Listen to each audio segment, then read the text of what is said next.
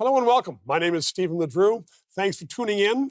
My guest is Brian Lilley. If you don't know him, you should. You're going to know him in the next half hour. He writes for the Toronto Sun and other Sun papers across the nation on controversy and mainly politics. And he's incisive.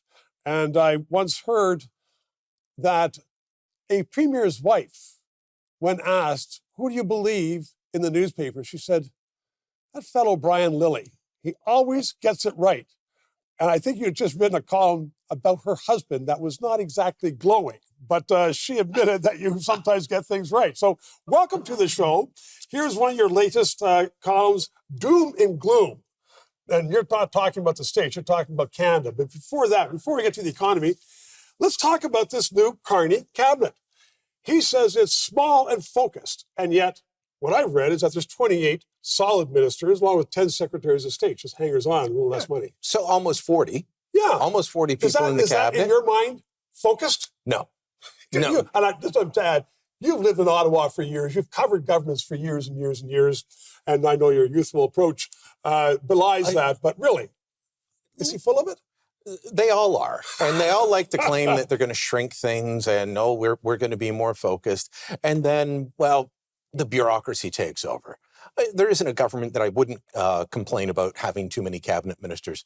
You compare what we have in Canada to the United States. Much bigger country, much bigger economy, more complex government, and yet fewer cabinet ministers, but serious people with real responsibilities. We have to have regional representation, gender balance, ethnic and multi-ethnic representation. It's just baloney, though, isn't it? No, this is how cabinets are made. Oh, I know that, but I mean, that's not legitimate. I mean, old cabinets in Canada, the start of the last century, were 11 people, 12 people, and I saw the list of ministers who were dropped by Carney. And I know a little bit about politics, and I looked at those names. No one's ever heard of them. Well, people like Bill Blair got dropped. Well, yeah, him. But there was others that, like the minister for middle ages or minister for such and such a thing. No one knows who they were. We now have 24 new ministers in this cabinet, though, which is bold. That is. It's also risky. Some of them have never been in, and they have very serious portfolios. So most people don't know who the Treasury Board President is or what the Treasury Board President does, but it's an incredibly important economic role within government. Their job is to control the purse strings. The finance minister spends the money. Whoever's in charge of Treasury Board is supposed to be either to say yay or nay. Right. And preferably they say no more often, because if you're in government and you're in charge of the money, you are always being asked to spend more money by everybody. And that's why you have to be able to say no, because government's going to grow regardless.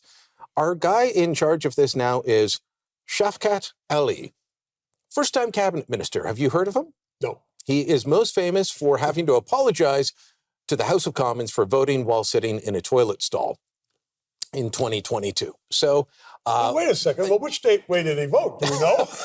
That's not necessarily bad. Look how devoted he was to the House of Commons. You shouldn't be voting while sitting in a toilet stall. I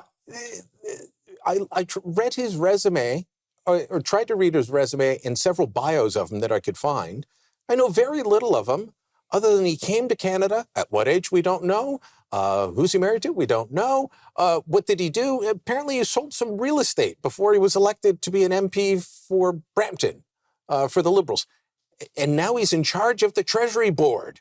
But, he's just at the top of the list. That's part of why I'm picking on him, and it's a big one. Let's not leave Treasury Board for 1 second, because when there's a long list of them where you just have to look and Google. We're going to get to them. But the Treasury Board, as you say, is the person, Dr. No, who says, no, you want to have this proposal up, and it's not going. We are going to say no and stop it right there. The Treasury Board president used to say that all the time. And they had, hundreds and hundreds of files before them, and they say no. I understand that now there are a matter of 10, 20, 30 files in front of them because the bureaucracy runs the Treasury Board. And usually the bureaucracy will allow the spending proposals created by their friendly bureaucrats in the other department.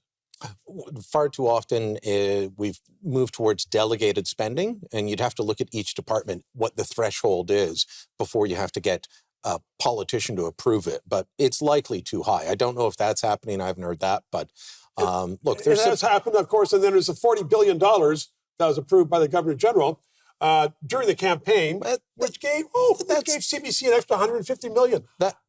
Save it because I've got to go. We're going to take a quick break. Brian Lilley, right back after this. Stick with us.